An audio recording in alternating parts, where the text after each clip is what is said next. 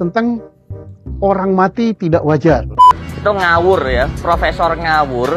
Ada kafeinnya. Lalu bagaimana mungkin orang yang minum kopi? Apa bukti bahwa mendiang Mirna meninggal akibat pembunuhan? Mereka selalu bilang autopsi. Mana otopsinya? Ya. Halo penonton FKR Project, kembali lagi di channel FKR Project tentunya. Jadi di channel ini kita bakal ngebahas, buat teman-teman yang belum tahu, kita bakal ngebahas konten-konten yang lagi viral maupun sedang trending di dunia sosial media. Jadi kalian harus banget follow di sini, dan kita juga ngebahas secara objektif tentunya ya, dari berbagai sudut pandang teman-teman semua. Oke, dan yang buat belum subscribe, tujuannya di sini ya, mohon dibantu dengan klik tombol subscribe-nya. Dan yang udah subscribe, gue minta bantuan juga buat kalian, jangan lupa like, comment, dan di share-nya. Dan sebelum itu gue ucapin terima kasih banyak yang udah subscribe ya. Oke, buat teman-teman yang kita bakal ngebahas, jadi dari Kapolri itu angkat bicara ya, dari Kapolri ya, namanya Bapak Susno Duanji, dia angkat bicara. Ini agak aneh sih ya. Jadi di sini Kapolres loh, polisi loh, curiga dengan jaksa gitu kan, hakim-hakim yang menuduh Jessica. Oke, itu poin satu yang pengen gue bahas. Poin kedua, ada seorang content creator, dokter ya. Dokter menjelaskan ke kita yang disampaikan jaksa-jaksa itu salah. Yang ketiga, forensik ya. Namanya Reza kalau nggak salah ya. Reza, dia mempertanyakan juga nih. Oke, kita lihat dari 3 sudut pandang ini, yang membela Jessica, atau membela Mirna, atau membela ayahnya Mirna. Oke, kita mulai videonya sekarang juga. Let's go.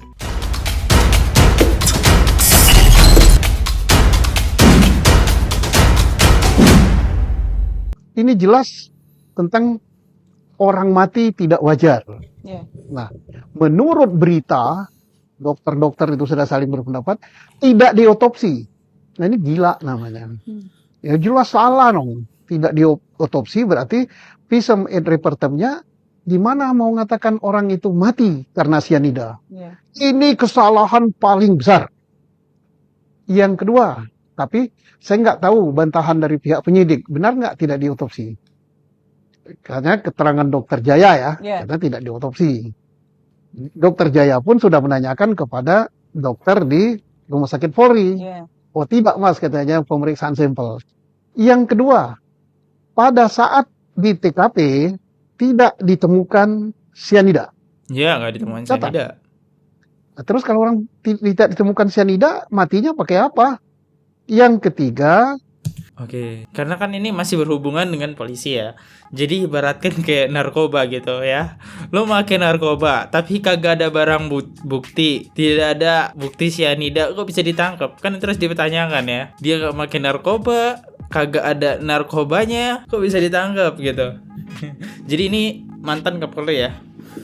Mantap. saat di TKP juga, katanya, ya bukan kata saya ya, katanya Pak Oto Hasibuan, orang uji coba minum sisa sianida, sisa kopi sianida itu, 4 orang apa berapa? Kok nggak mati? Ini sudah berapa ini? Bertiga kan? 3. Oke, yang ketiga ini kalau kalian nonton video sebelumnya, itu saat kopi yang baru disajikan ke Mirna itu dicobain sama pelayan-pelayannya ya. Pelayannya tuh nyobain juga kopinya, tapi nggak telan sih, tapi kan udah dicobain ya, udah nyentuh lidah tuh, harusnya gitu lah ya, tapi kok enggak gitu kan. Jangan-jangan menurut gue statement gue jangan-jangan ya Jessica ini Mirna ini dibunuh atau karena emang penyakit ya, satu penyakit atau pembunuhan rencana. Kalau emang pembunuhan rencana ini benar-benar matang banget. Dan kalau pelakunya seorang diri, kayaknya ini nggak mungkin sih ya. Kalau cuma Jessica ya seorang diri, gokil banget guys. Kalau bisa dia sendiri kayak gini. Yang keempat, di dalam tubuh korban hanya ditemukan setelah berapa hari? Setelah berapa hari diambil sampel, hanya ditemukan sianida 0,2 apa namanya, mililiter atau apa ya? cc nggak jelas itu ya. Yang kata dokter Jaya itu tidak mematikan. Dan hal itu biasa terjadi pada jenazah yang sudah gitu. Yang kelima, orang meninggal karena sianida, maka mukanya tidak akan merah. Justru merah, Mak. Justru merah Pak. Jadi kalau kena sianida dia bakal berubah warna kulit, yaitu dijelasin dokter Jaja juga. Dan kalau misalnya dokter Jaja pernah bilang sianida itu tuh semua ada. Kamu ngerokok aja itu ada sianidanya ya. Dan 0,2% itu nggak mempengaruhi apapun. Tapi kalau sianida itu berlebihan, kebanyakan di paru-paru kan diolah dulu. Nah itu baru bisa bikin berhenti jantung gitu.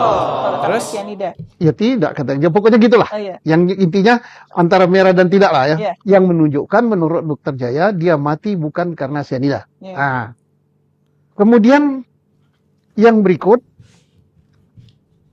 tidak ada satu alat bukti pun. Alat bukti ya. Alat bukti di dalam KUHP pasal 184 itu keterangan saksi, keterangan ahli, terus apa namanya, surat, petunjuk, kemudian keterangan terdakwa atau tersangka.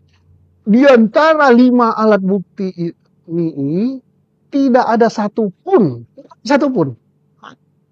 yang menyatakan bahwa siapa namanya? Jessica memasukkan sianida ke dalam minuman itu. Tidak ada satupun. Ya kalau nggak ada, hakim dapat keyakinan dari mana? Tapi itu maaf saya potong ya Pak. Prof Edi bilang bahwa alat bukti itu nggak penting, yang penting adalah keyakinan hakim. Ngawur. Polisi aja, Kapolri aja, dia mantan Kapolri kayaknya deh. Itu dia bilang ngawur.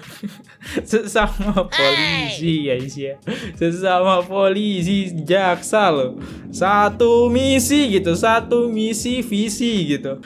Dibilang ngawur. Terus itu keadilan sesat. Kalau gitu nggak usah polisi meriksa, nggak usah nggak usah polisi meriksa, nggak usah jaksa nuntut, nggak usah ada pisum apa, langsung aja di depan sidang sini. Aku yakin sing mati nih.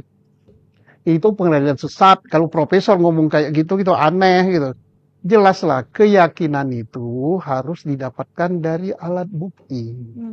Nah, dengan alat bukti itu maka nimbulkan keyakinan. Nah, sekarang untuk membangun keyakinan hakim itu tak satu pun alat bukti. Yeah. Nah, misalnya dia masukkan sianida karena ditutupi. Loh, kalau ditutupi, dari mana? Siapa yang nyatakan bahwa itu ditutupi? Betul juga. Iya. Betul juga. Kita nggak tahu itu ditutupi. Iya juga. Kalau ngomong dia buat sianida naruh bubuk, fitnah dong. Itu kan ditutupi, nggak kelihatan. Oke, emang berpengalaman ya Bapak Susno ini ya. Tak ada kan? Oh, paper bag kok di atas tidak di bawah. Iya, kebiasaan orang itu beda-beda. Yeah. Tapi yang jelas tidak terlihat tangan daripada Jessica memasukkan racun ke situ. Jangan kalau itu karena ditutupi dia masukkan. Ini namanya prasangka.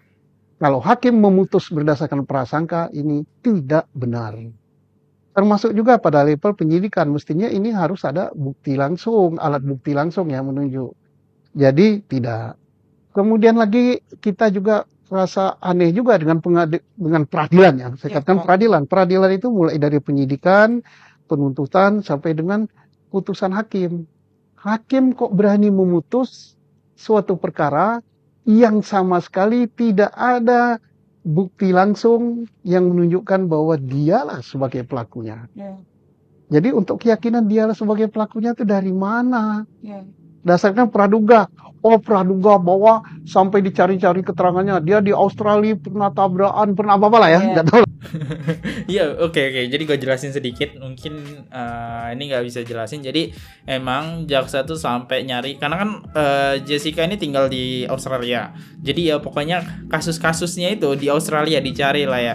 Dan kasus-kasus kriminalnya sebenarnya itu nggak ada. Cuma Jessica pernah ngalamin ngantuk apa gimana, dia kecelakaan gitu. Kan itu nggak ada hubungannya ya dengan dia kecelakaan dengan Mirna yang dikasih racun gitu. Kecelakaan itu suatu hal yang beda. Tapi ya nggak tahu lah, kan hakim juga menyangkut pautkan seperti itu ya, karena mungkin nggak ada bukti gitu yang bisa diangkut lagi gitu. Alat buktinya tuh udah nggak ada. Jadi ya mereka ngecek story kehidupan Jessica gitu. Tapi kenapa cuma Jessica? Padahal di sana itu ada banyak banget, ada pelayan ya yang selalu gue tanyain. Ada Eddie juga, semua itu harusnya dicek gitu jejak digital mereka ya. Pernah mabuk, nggak ada kaitannya dengan ini. Iya benar. Kemudian, apalagi selain pernah mabuk, bahwa wajahnya dia itu seperti ini. Ini kayak dukun aja. Jadi tidak benar. Oke, wajah seperti ini gue bisa jelasin. Jadi ada ahli-ahli yang bisa mengecek wajah Jessica, matanya ke atas, matanya ke samping. Ini berbohong nih. Ini berbohong. Ini dia ketakutan ini. Gue paham sama para ahli-ahli ya, ahli wajah ya. Ya, ahli wajah itu mungkin bisa dipakai gitu. Ketika emang dia udah benar-benar bersalah, cuma kan Jessica udah bukti nggak ada, sampai akhirnya ya itu ahli filsafat wajah lah ya yang bisa ngeliat tindakan. Oke, kita coba masuk ke kolom komen. Up terus guys, jangan sampai tenggelam, sampai kasus dibuka lagi. #Jessica for Jessica. Justice ya, for Jessica. Gimana guys? Kita bakal bahas terus nih kasus biar nggak tenggelam nih sampai Jessica mendapat keadilan. Gimana? Kalau kita bahas terus komen. Kita baca lagi komen kedua. Bapak Susno 2G. Terima kasih pencerahannya. Beliau berpengalaman dalam hal kriminal karena mantan Kabareskrim. Kepala Bareskrim ya. Oke, di sini diterangin dia mantan ya. Jadi dia ini adalah mantan Kabareskrim ya. Tapi berita yang gue dapat ya, Bapak Susno ini dia tuh terlibat korupsi sehingga dia dipecat dari jabatannya. Tapi tidak dipungkiri dia pernah membuka kasus besar perdagangan narkoba kalau nggak salah ya. Nah, jadi dia inilah ya. Jadi mungkin dia berani podcast kayak gini karena mungkin ya dia sudah keluar dan dia adalah mantan gitu ya. Kabareskrim ya, Kapolri lagi ya, kepalanya lagi. Jadi dia berani podcast. Kalau masih ada polisi langsung dicoret nih jabatannya. Orang satu visi misi kok beda pendapat. Next. Jadi itu jangan langsung tangkap tersangka kemudian dicari Betul alat itu. buktinya. Itu salah. Tapi dicek dulu peristiwanya apa. Oke. Ini ada orang mati. Orang mati. Jelas itu fakta. Ya. Nah, orang mati itu ada tidak wajar. Apakah dibunuh? Apakah karena mati suatu sebab lain? Kalau dibunuh, apakah dengan kekerasan atau racun atau apa ya? Atau dia mati bukan karena diracun? Bisa saja. Misalnya, jangan langsung disebutkan racun. Kalau racun harus ada buktinya dulu. Nah, misalnya dia mati. Oh, bukan karena racun. Bisa aja. Kenapa? Tidak wajar. Oh, dia minum kopi. Ingat, orang mah tidak boleh minum kopi loh. Ya. Kalau mahnya sudah akut, dia minum kopi, apalagi kopinya kadarnya tinggi, bisa kambuh. Nah, kalau Oke, mahnya jadi, kambuh ya bisa momen di sini juga gue bisa mati. jelasin Nah, ya. makanya Dia bilang kalau ada mah kronis ya itu bisa terjadi. Jadi orang yang ngelaporin ini kasus ini sianida, kalau kalian ngikutin gua, konten-konten gua, itu adalah Trisna ya. Gua udah ngecek sih story Trisna ya.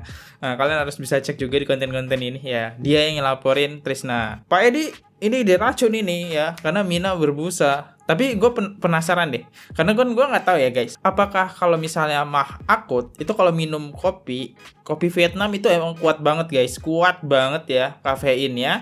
Apakah kalau kita minum terus sampai berbusa ya? Itu yang pertanyaan gue. Apakah sampai berbusa? Oke, ini kan opini dari Bapak ini udah di luar bidang dia sih menurut gue ya. harus dibuktikan dulu ada sianida apa tidak. Lah kalau di gelasnya itu, di cangkir apa gelasnya? Gelas. Dicoba Gelas. sisa minumannya tidak ditemukan sianida. Yang meminum Nggak sisanya join. itu 4 orang yang mencoba tidak mati juga. Ya berarti matinya bukan karena minuman itu. Cari sebab lain. Makanya perlu diotopsi. Nah, otopsi itu pemeriksaan menyeluruh dalam. Levernya gimana, atau apa namanya, ususnya gimana, lambungnya gimana, macam-macam lah gitu. Nah, setelah diperiksa baru dibuat visum et repertum. Kemungkinan penyebab dia mati itu karena apa? Oh, karena kehabisan oksigen. Oh, karena pendarahan, macam-macam lah. Dokter lah yang ahli itu. Baik, terakhir nih Pak. Jadi, adakah kemungkinan untuk membuka kasus ini kembali Pak? Tergantung. Ya, Tergantung apa nih Pak? pengacaranya harus maju segera. Pengacaranya. Kedua, pemerintah. Ketiga, lembaga penegak hukum kita jangan kaku. Kakunya, wah ini sudah inkrah, nggak boleh dibuka lagi. Loh ini ketetapan hukum dan mengikat. Mengikat. Itulah ini sekarang putusan MK aja. Putusan MK kan itu singgung dikit ya. Mengikat. Berarti bukan hanya 30-25 tahun aja. Orang jadi anggota DPR umur 21 kan? Iya. Berarti setelah jadi anggota DPR kabupaten selama seminggu umur 21 tahun boleh nyalon presiden. Nyalon presiden loh, bukan wapres loh. Iya. Akibat daripada keputusan Pak Le itu. Maaf. Bergeser sedikit. Nah, ini jangan juga kayak gitu. Artinya saya ngangkat kasus itu jangan juga kayak kasus Jessica ini. Wah ini udah punya kekuatan hukum tetap, nggak bisa dibuka lagi. Ini nasib. Oke, jadi gua jelasin juga. Jadi kan hakim udah, kalau di Indonesia itu ada namanya peraturan perundang-undangan ya. Ketika hakim MK Mahkamah Konstitusi itu udah memutuskan ya, udah ketok palu, itu kita udah nggak bisa ganggu gugat lagi ya. Tapi tadi dijelasin kalau emang pengen dibuka lagi, ya harus ada satu pengacara dia, Otto sih. Kalau kita lihat poin ke-1 Otto, dia udah mau angkat bicara. Poin kedua tadi ada dari pemerintah. Oke, pemerintah ini Hotman Paris udah ngubungin ya Presiden Jokowi, tapi kayaknya belum ada tanggapan. Terus ada lagi di poin ketiga, itu harus Mahkamah Konstitusi, jaksa segala macam harus mau membantu membuka kembali. Tapi kayaknya sih kagak mau sih ya. Kalau kita lihat-lihat kagak mau gitu. Karena ketika mereka datang ke podcast, mereka punya opini yang berbeda dan yakin itu adalah benar ya. Gue nggak mau salah gitu. Itu benar pokoknya ya. Gimana nih? Apakah sudah disesuaikan? Nggak bercanda. Oke, ini menurut dari mantan Kapolres. Kita lanjut ke dokter ya. Dokter sekarang. Ini adalah dokter Gradika. Kita lihat statement-statement dia ya dari konten ya. Oke, kita dengerin ya. Dia itu saking banyaknya racun yang dia ini jaksa ya. Belum jaksa. Sampai waktu awal diperiksa itu 70 menit, belum sampai bawah sudah asfiksia. Jadi sudah langsung kehabisan napas, karena kalau kita lihat di videonya 2 menit setelah minum langsung kolaps.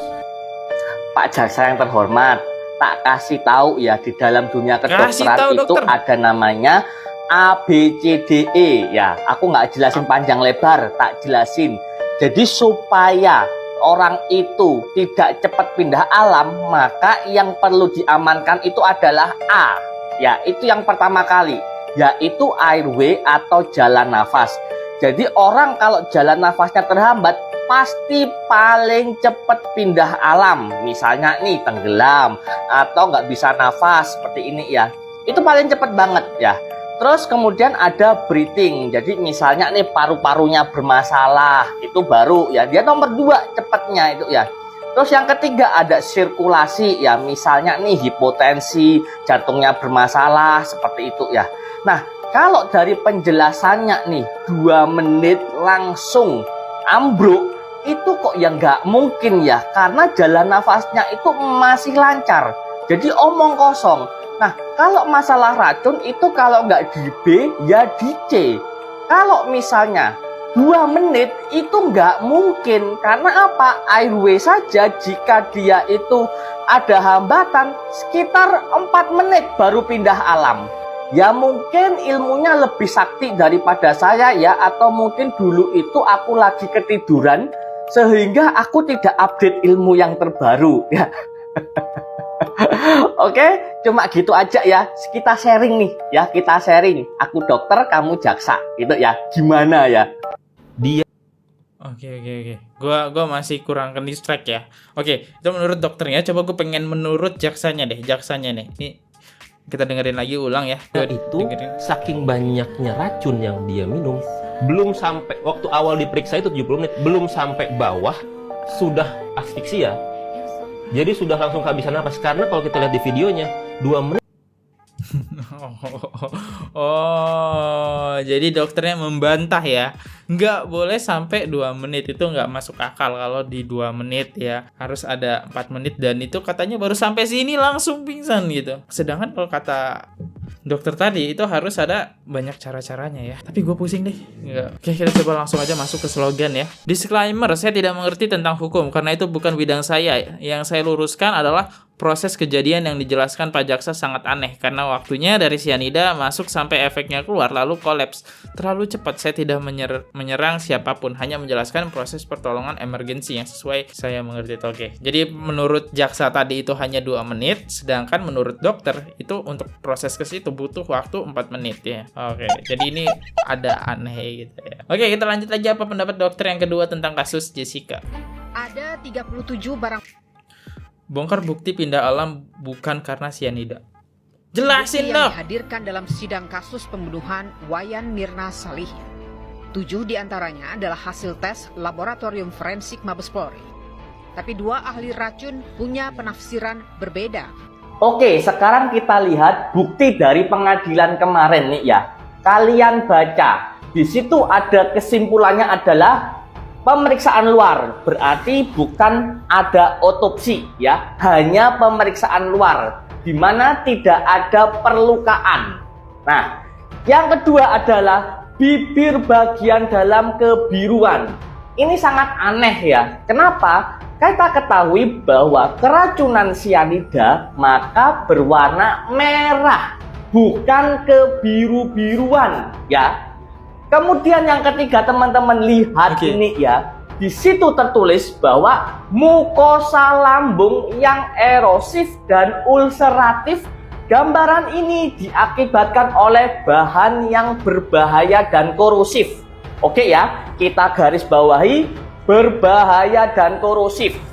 Nah, kita juga lihat apa kata Pak Jaksa terhormat yang kemarin. Saking banyaknya racun yang dia minum. Oke.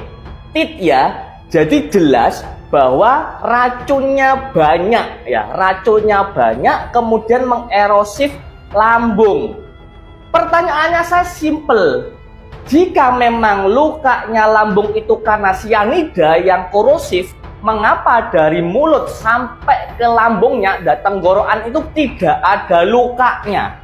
Kan aneh. Kalau racunnya banyak korosif, tentunya yang dilewati pun juga akan luka. Pak Dokter Jaya ini bilang bahwa temannya yang melakukan pemeriksaan itu bilang bahwa ada sel imunitas kronis. Nah, jadi kemungkinan itu adalah lambungnya yang luka itu akibat penyakit kronis. Wes, aku tunjukin ya data ya. Ini di Amerika di tahun 2007. Terdapat 247 kasus keracunan sianida, di mana yang pindah alam ini ada 5 orang. Lalu di tahun yang sama, tahun 2007, jumlah pasien yang pindah alam karena gastritis atau mah ada 275. Nah, jadi kenapa nih ya yang jelas-jelas banyak kasusnya berupa gastritis kronis itu kok nggak dicawe-cawe ya? Kenapa kok seolah-olah sianida yang terus ditekan? Harus ada sianida. Dan ini aneh sekali. Oke, aku bukan jaksa, aku bukan hakim. Aku nggak bisa menentukan yang mana yang benar, yang mana yang salah. Cuman dari data-data ini itu bagi saya sudah sangat janggal. Dan saya juga setuju dengan senior saya ya, Dokter Jaya, no otopsi, no case. Pikir-pikir iya juga ya. Kenapa yang selalu jadi incaran itu dari mula polisi Trisna, terus lari ke ayah Edi, terus ke Arif, semua itu ngarah cuma ke itu doang ya, ke kopi sianida. Bener. Kok gue baru kepikiran ya? Betul juga ya kata dokter ini ya, Dokter Gradika ya. Gimana guys menurut kalian? Aneh ya? Betul juga sih, kenapa yang diarahin hanya sianida terus, dia nggak coba lambung gitu. Bener kata Bapak Kapolres tadi ya, mantan Kapolres lah intinya. Lambung bisa. Itu juga di sana itu ada jurnalnya, bahkan sampai dokter nunjukin jurnal loh. Saking seserius itu ya dia. Oke, next. Mengapa saya sebagai dokter lebih percaya bahwa Mirna pindah alamnya karena penyakit gastritis? Oke. Apa tuh gastritis? Ini menarik nih, ini beda lagi nih. Berarti ini meninggal karena penyakit ya, berarti karena penyakit, bukan pembunuhan siapapun berarti ya. Oke. Coba yang pertama adalah ditemukannya sel radang kronis pada sampel lambung Mirna. Dan itu sudah jelas-jelas ya bahwa itu penyebabnya adalah gastritis, bukan dari sianida. Mungkin mereka juga perlu bertanya kepada adik-adik SMA bagaimana ceritanya asam kuat ketemu dengan basa kuat. Apakah bisa bikin lambung jadi lubang? Yang kedua adalah di dalam bibirnya itu kebiruan, bukan kemerahan atau cherry red ya, jadi bukan karena sianida. Yang ketiga adalah banyak kasus-kasus kematian mendadak akibat permasalahan gastritis. Nih ya contohnya, bukti-buktinya ini aku tunjukin. Ini adalah jurnal-jurnal yang menjelaskan tentang kematian mendadak karena gastritis. Dan yang keempat nih ya, plot twistnya ini ya.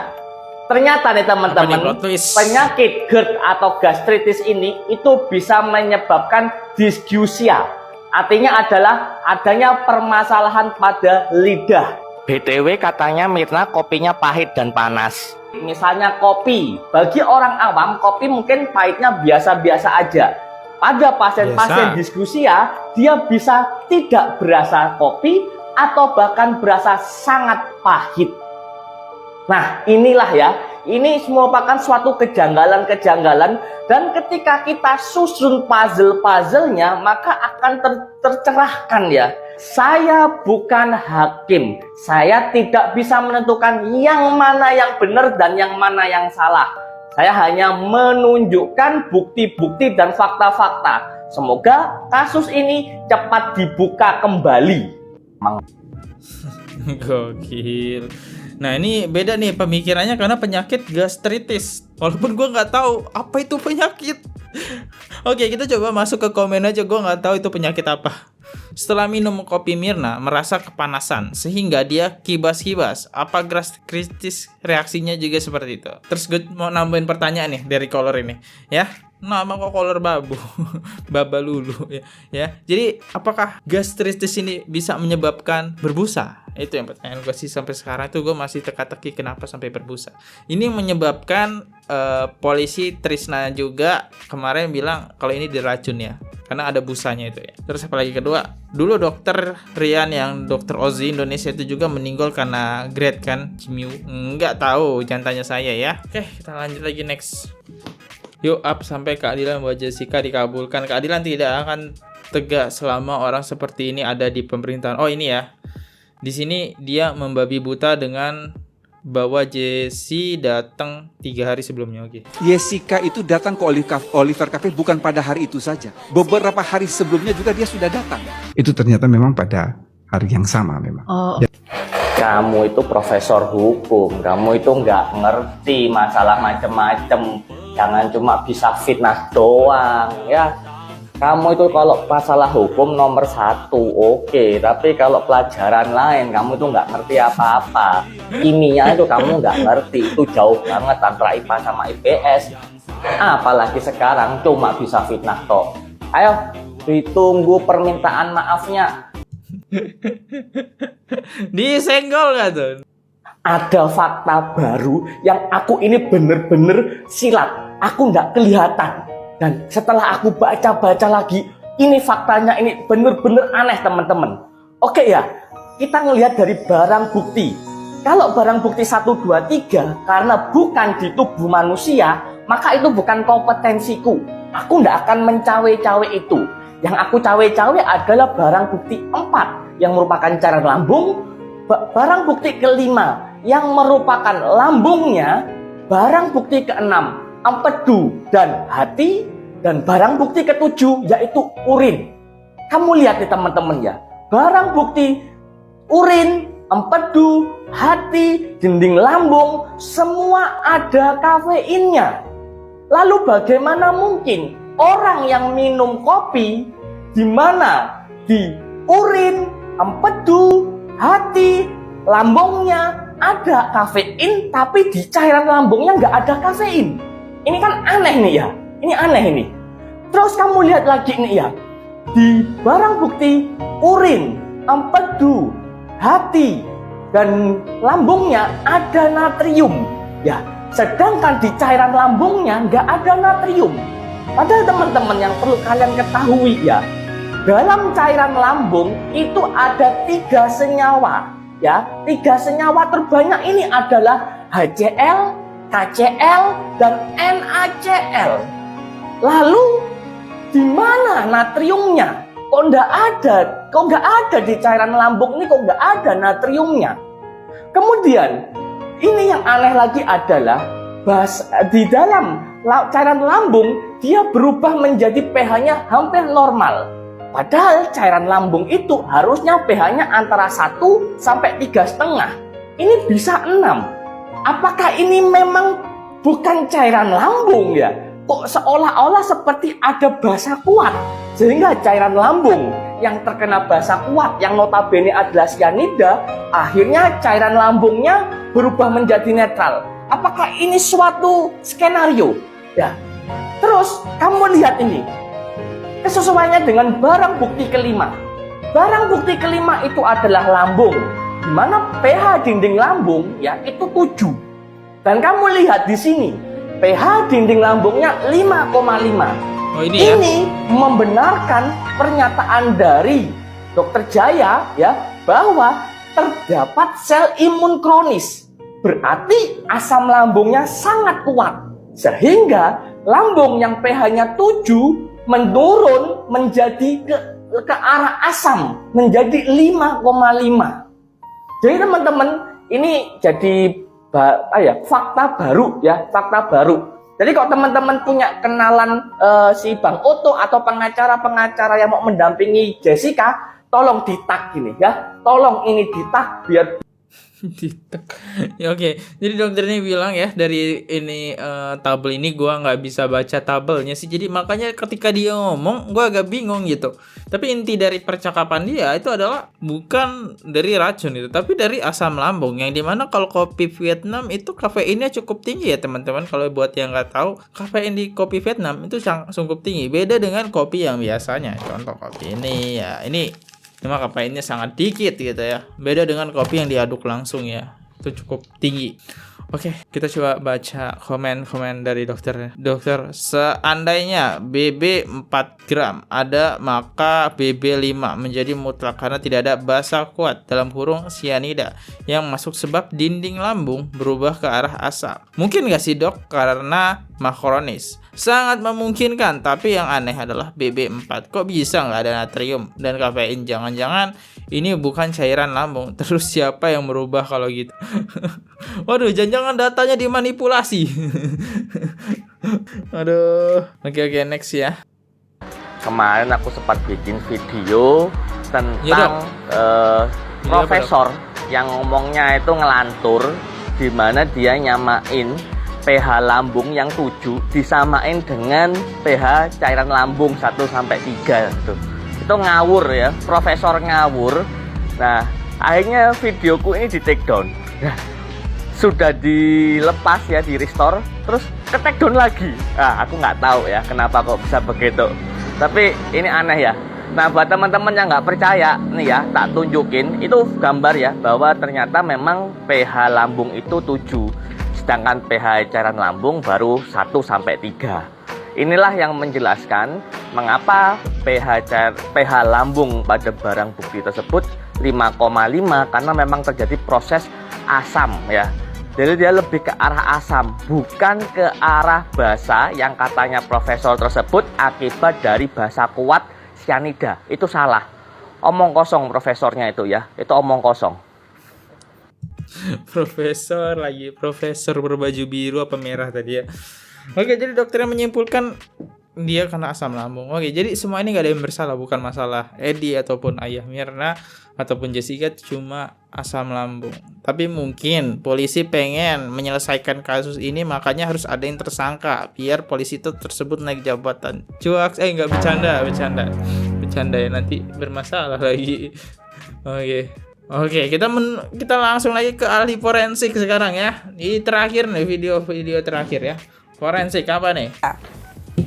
Mengapa kalau pendapat pakar ya yang menyimpulkan Jessica Wongso ini bersalah hanya karena melihat raut wajah, mimik muka, dan sebuah kejanggalan-kejanggalan.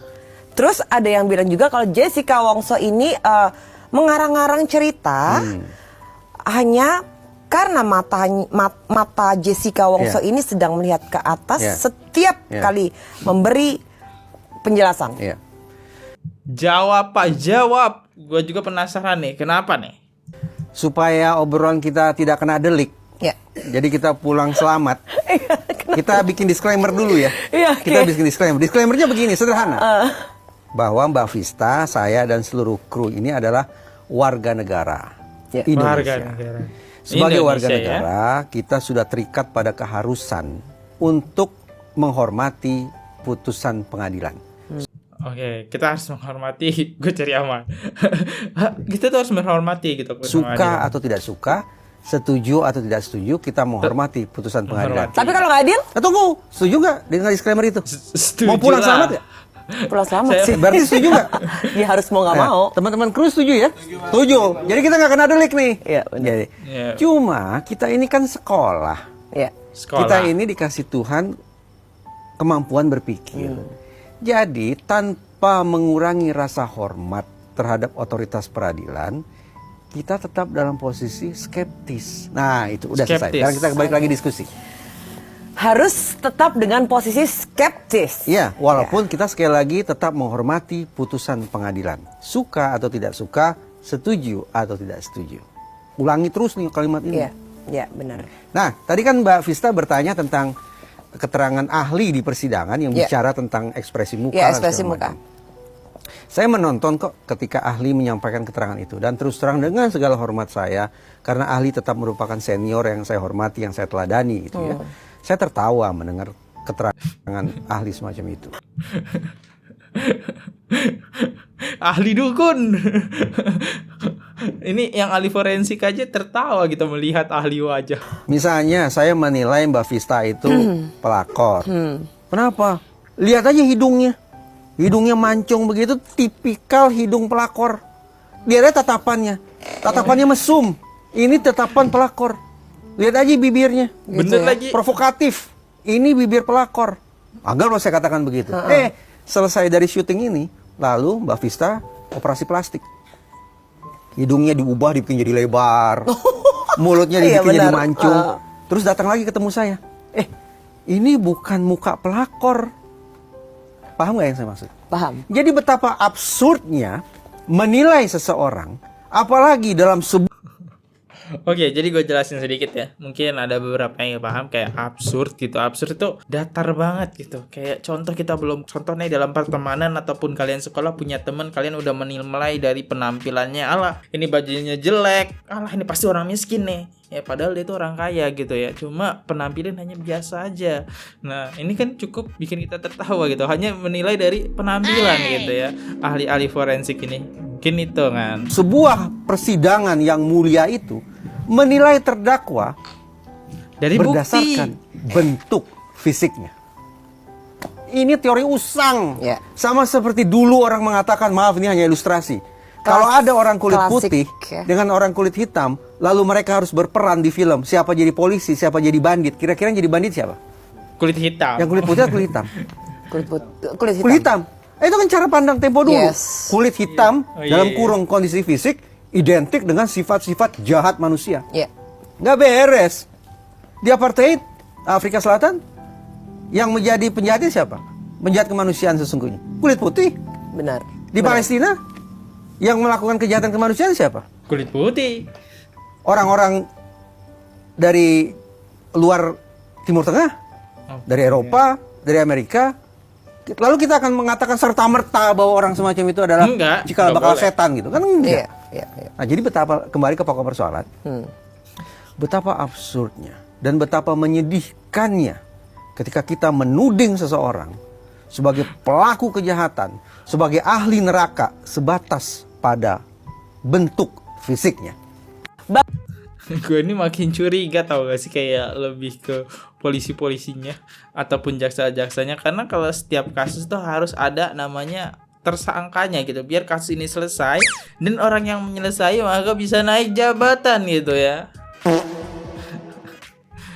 Next. Sehingga hakim hanya menjatuhkan hukuman 20 tahun. untuk pelaku pembunuhan berencana. Orang yang dibunuh adalah teman dekatnya. Sebejat apa? Ini titisan iblis, siluman setan, segala macam. Atau devil yang benar-benar neraka 7. Iya. Di bawah. Iya, oke. Iya. Lah, pasalnya hukum matinya logikanya aja. Iya. Ya, kalau jangankan kasus Jessica Wongso. Kalau kasus yang lainnya pasti hakim akan memvonis you seumur hidup. Benar? Ketika terdakwa mengatakan, "Iya yang mulia, saya mengakui perbuatan saya." Itu karena apa? Dia berharap peringanan hukuman. Benar. Orang ini dia tutup-tutupi, anggaplah dia tutup-tutupi ya kan, di mata jaksa penuntut umum kan orang ini menutup-nutupi perbuatannya. Tidak ngaku, tidak menunjukkan penyesalan karena enteng-enteng saja di ruang sidang. Dan juga berbelit-belit. Benar. Hajar aja sekalian, hukuman mati. Menurut saya begitu. Tapi faktanya cuma 20 tahun. Mau bilang apa? Benar. Menurut Bang Reza, titik keraguannya itu berada di mana, Bang? Proses hukum adalah harus berdasarkan pembuktian. Iya. Itu titik keraguannya. Itu harga mati. Bukti. Tidak boleh berdasarkan netizen maunya kemana, tekanan seperti apa, duitnya berapa. Ini misalnya tidak boleh. Proses hukum hanya boleh bekerja di atas satu titian, yaitu pembuktian. Bicara pembuktian tidak usah jauh-jauh. Yang paling awal, ulangi lagi. Apa bukti bahwa mendiang Mirna meninggal akibat pembunuhan? Mereka selalu bilang otopsi. Mana otopsinya? Ya. Dari awal kan tadi saya bilang. Ya. Apakah ada otopsi? Bang Reza bilang tidak. Tidak. Itu bukan hanya saya yang pengambilan bilang. sampel. Bukan saya yang bilang. Itu proses di dalam ruang sidang eksplisit. Ahli mengatakan tidak melakukan otopsi. Sudah. Sehingga hakim hanya menjatuhkan hukuman 20 tahun untuk pelaku pembunuhan berencana. Orang yang dibunuh. Baca komen deh. Sidang amplop coklat. Bang, gue masih pengen hidup. Jangan bilang-bilang sidang amplop coklat. Enggak lah, maksudnya amplop coklat itu mungkin sakit atau surat cinta. Amplop coklat.